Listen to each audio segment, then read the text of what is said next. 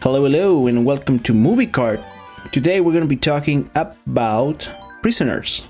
Is it Denis Villeneuve? I think that's how you say the name. The Dune guy, you know, the guy that make Dune 1 and Dune 2, and also I think Blade Runner, the sequel.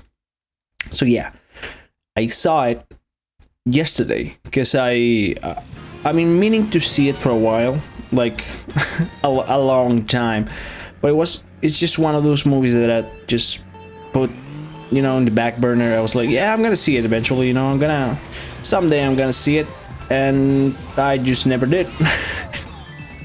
You know, we most of all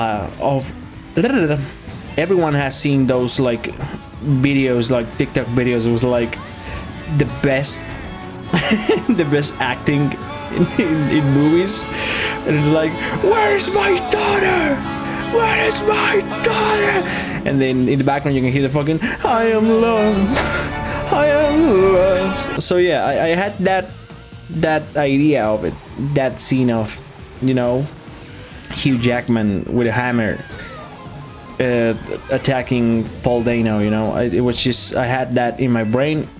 I don't know, I never managed to see it, and now that I did, I really like it. I really like it, but I do have some problems with it. I think it is a fantastic movie and it tells the story well. It's just, I feel like it has, the thing about thrillers and movies about, you know, detectives and people investigating something, is that I feel like I need to believe that the characters are smart, or I get disconnected with it. I start getting disconnected to it. And a thing about the movie that happened to me a lot is that things that to me would have popped, like, you know, I was said, hey, what is that? These characters like never do anything with that, and that kind of like took me out of it.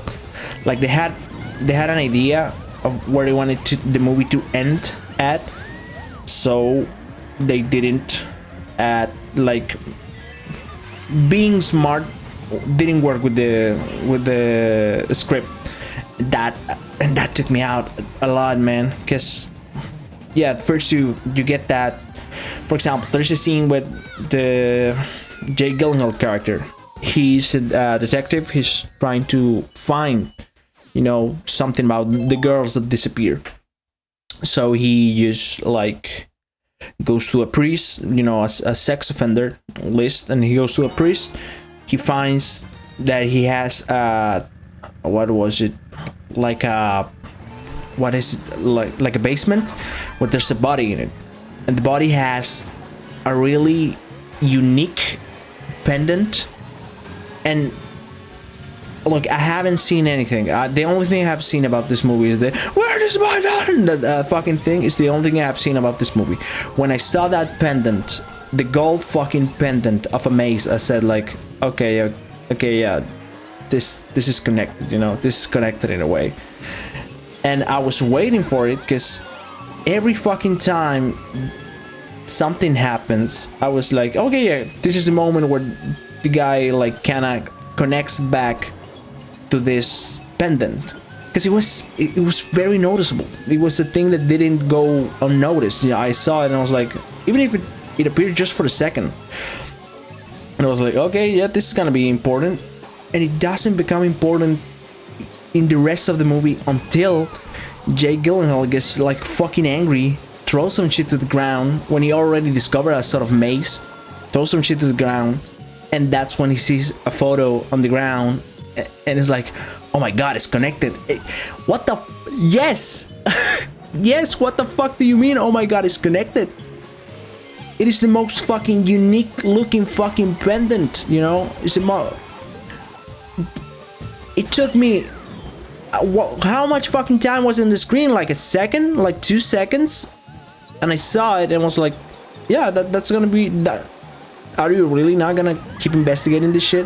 Like, I don't know. I mean, it could be connected. It could lead to something. This is an interesting detail, and the fact that they had it in the in the fucking desk feels like such a, I don't know, like forcing it to be this sort of a, oh my god, so that's what it meant, you know? It felt like, I don't know, I didn't vibe with that. I'm second race, I've come in second. So yeah, I didn't vibe with that. Also, the part where the guy, where this fucking guy, the dad, the Hugh Jackman, goes to see the mom of one of the kidnappers, goes to see the mom after he knows that she is, you know, the thing, you know, after he knows that she is part of these killers of children, you know, with religious, anti-religious belief, you know. And I was saying, dude, you have the son captured, you know, use that shit as leverage, maybe do something with it. He doesn't do nothing, and then he fucking goes and says, if you wanna throw me in the hole, you're gonna have to shoot me. And of course the fucking lady shoots him. Like, what the fuck do you expect it for a guy that has been like very like smart, kind of desperate in things? This I don't know, I feel like he should have been more like, do a little fight with her, not in the sense of a fight with fist, mind, something like that. Do like, oh yeah, if you want to see your child, if you want to keep doing these things, you're gonna have to, you know, help me a bit, you know, bargain with the fucking old lady. I don't know, man. You have so many things that could have done. The movie's already like 2 hours, so it's not a thing that is gonna make it that much longer. But I don't know. I also kind of wish that the Hugh Jackman character, that he was more ambiguously in the wrong. And what I mean about that is that you as a viewer see a ton of time that he's that, you know, the Paul Dano said to him, they only cry when they got there, you know, the things like that, and you're like, oh, okay, so he's evil. I wish he was the Hugh Jackman didn't get that. I wish that he was just, he knew something was weird about this guy and then he grabbed him and tortured the guy, so that way you can have more of a mystery of like, is this guy actually in the right? Is this guy actually, you know, good in this thing?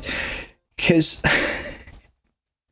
he fucking grabs Paul Dano and he first fucks him up, you know, the whole scene that everyone has seen, the where's my daughter shit.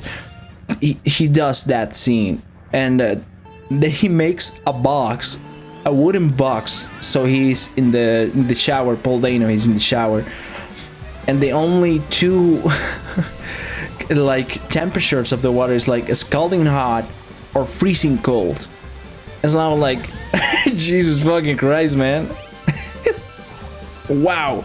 And I imagine that way it would have been interesting to see, you know, this character do this type of shit without being certain, giving the viewer this like, I don't know if this, I don't know if this is good, man, I don't know, man. But they don't do that. I kind of get it, because, you know, it's one of the main characters, and you have to make him a bit redeemable, because, you know, he's torturing someone, and he's torturing to a point that it's fucking crazy.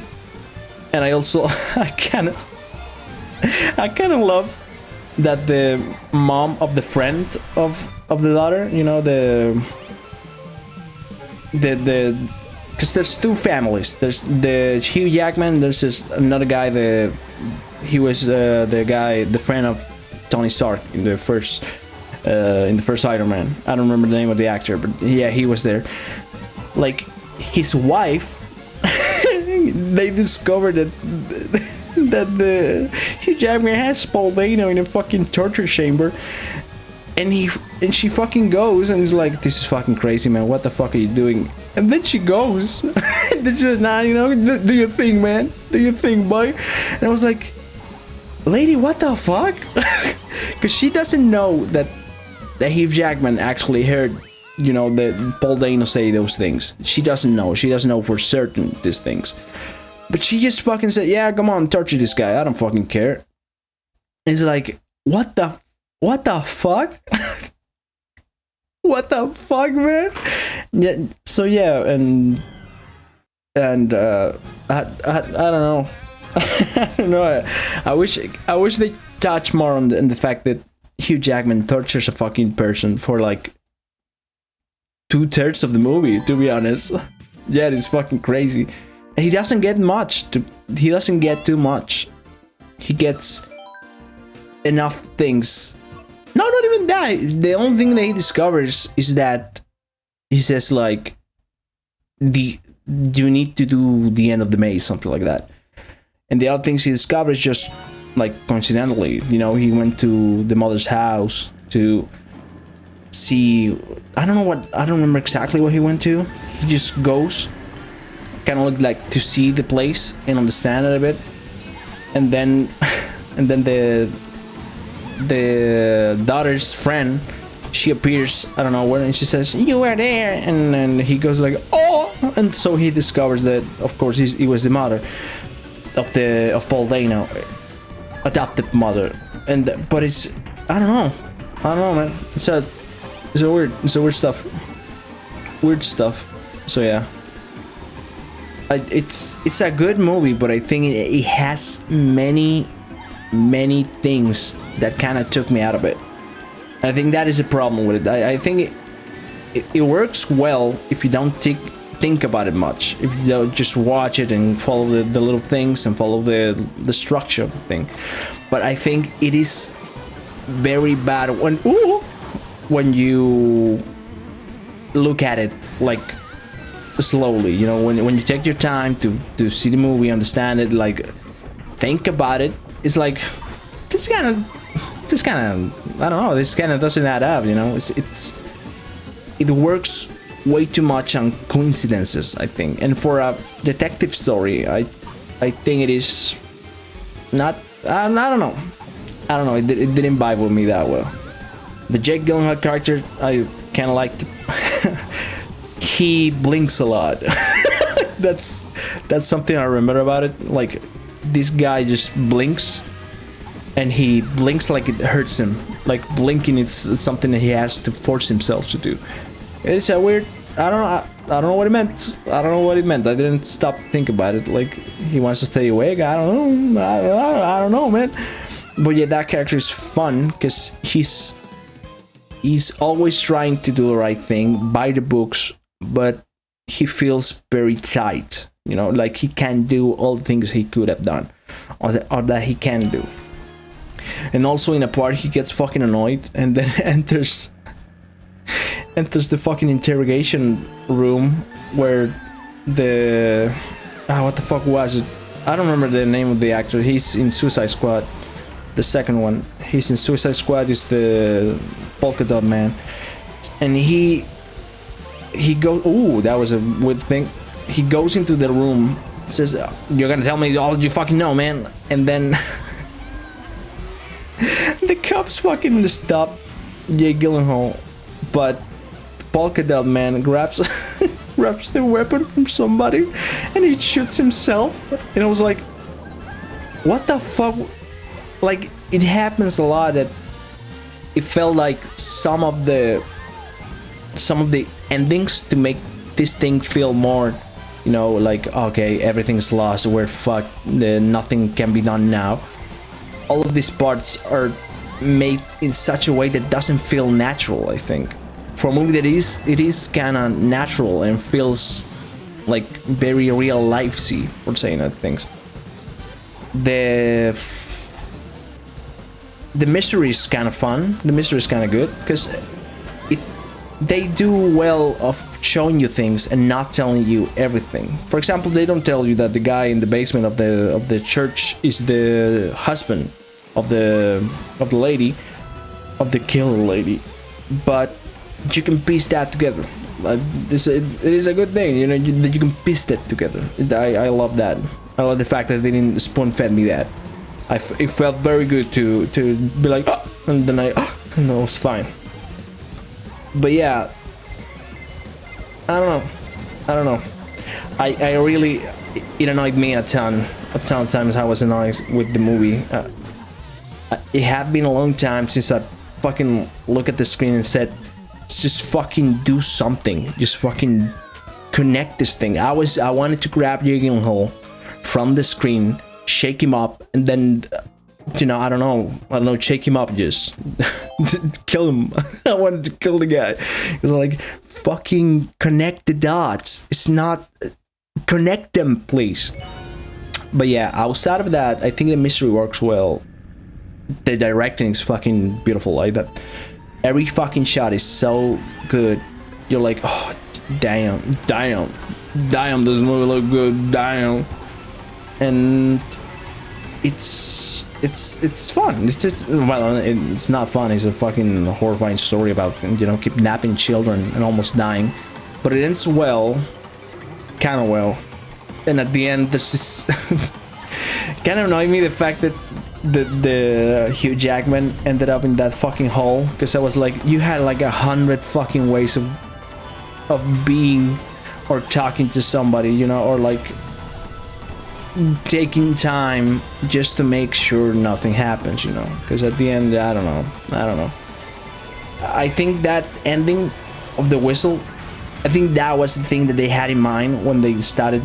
I'm very sure Denis Villeneuve, he had that idea in mind of this scene, because sometimes when you create something, you have this vision of what you want to do, you know, of a single scene that makes this all work out.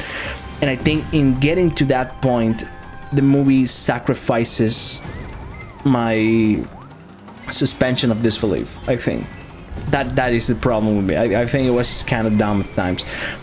I think Mario Kart may like may like Prisoners a lot. It's making me suffer all the pains of existence, you know. But yeah, also I was gonna say something angry about it, but I don't remember what it was. Something, well, I just don't care too much. Jesus Christ, don't care too much about those stories of, you know, oh yeah, we hated God and we wanted to show people that they can transform to monsters when they take away the thing they love. And I was like, okay, yeah, sure, it's cool. Cool, dude. I don't know what to tell you. But yeah, the drama of this guy being like, the Hugh Jackman being like a father and trying to get his daughter, it works well. Where do you fucking appear? Villager? What the what? Where do you appear? So yeah, that's my take on Prisoners. It's very good movie, very functional, but it had too many things. It had too many things that took me out of it. I haven't seen, what was it? Sicario? Yeah, I haven't seen Sicario. I'm gonna see it. I'm gonna watch it because it looks fun. It looks fun. I haven't seen anything about it because other like Denis Villeneuve movies I've seen. Of course, I've seen Dune. I haven't seen Enemy, sadly. I have seen Blade Runner, the 2045, and I don't know what's more. But I think the guy has a very interesting way of directing, so I want to see what more he did. I want to see Sicario and talk about it. But yeah, this one, fun to see. Just I think it could have been a bit better, because it took me out so many times. I just think if the characters were a bit smarter, because I don't care if it doesn't make sense, you know, I don't care if some things are just forced. I just think I focus on those things that I feel a bit forced, because there's nothing else. Because when I was already taken out of the movie, I was already, you know, in this different vibe. I wasn't in love with it anymore. And I think that's the saddest part of this thing, because I was loving it, and then the characters started being fucking idiots, and I didn't love it anymore, and I became more critical of it. But yeah, it's, if you love it, I understand it. I can see why, but understand that, I don't know, I can fucking hate it. I don't hate it, but I good. So don't come to me with this Don't come to me with just fucking angry comments and shit about. I mean, I love this movie. It's okay, I love it. It was this close to perfect to me. It was this close. It was this close to being one of the movies that I would recommend over and over and over again. I'm kind of sad. I'm kind of sad about it. But yeah, that's it. Bye bye.